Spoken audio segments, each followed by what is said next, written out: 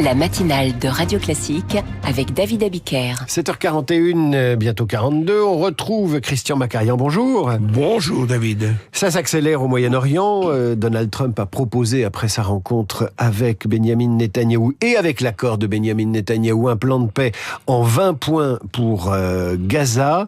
Vous avez analysé ces 20 points. Que faut-il en retenir? Que contient au juste ce plan Trump? Alors, nous n'allons pas pouvoir ce matin analyser tous les 20 points, mais nous allons en retenir l'essentiel.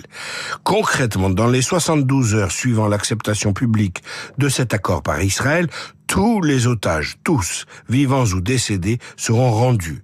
Une fois tous les otages libérés, Israël libérera à son tour 250 prisonniers palestiniens condamnés à perpétuité, ainsi que 1700 Gazaouis détenus après le 7 octobre 2023, y compris toutes les femmes et tous les enfants détenus. Pour chaque otage israélien dont la dépouille sera restituée, Israël restituera les dépouilles de 15 habitants tués.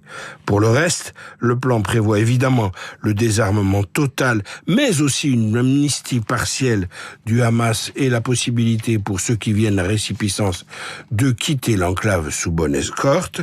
Le plan prévoit aussi l'absence, et ça c'est très important, de déplacement de population palestinienne, car Donald Trump avait beaucoup choqué au mois de février dernier en parlant de déplacer ces populations. Alors justement, ça c'est une inflexion, c'est un point d'inflexion par rapport aux positions antérieures de Trump.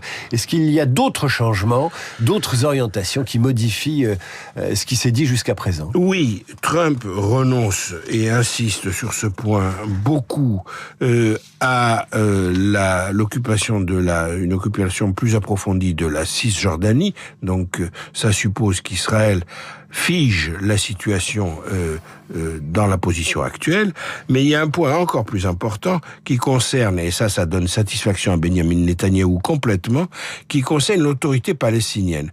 Au fond, pour les Occidentaux, par exemple les Européens ou la France, la réunion de Gaza et de l'autorité palestinienne de Ramallah sous une seule et même casquette, une autorité à venir après Mahmoud Abbas, bien sûr, beaucoup plus légitime, on l'espère, que celle de Mahmoud Abbas, cette réunion des deux territoires est un préalable indispensable à l'établissement d'un futur État, ou en tout cas à une base de paix solide. Or, l'accord proposé par Trump ne prévoit pas du tout que les pouvoirs seront transférés à l'autorité palestinienne. C'est seulement dans un second temps, quand l'autorité palestinienne aura fait preuve de capacité à réformer son propre système, qu'on pourra faire entrer dans le jeu l'autorité palestinienne. Dans le plan Trump, elle est écartée, car Israël exclut totalement l'autorité palestinienne comme possible autorité dirigeante de Gaza.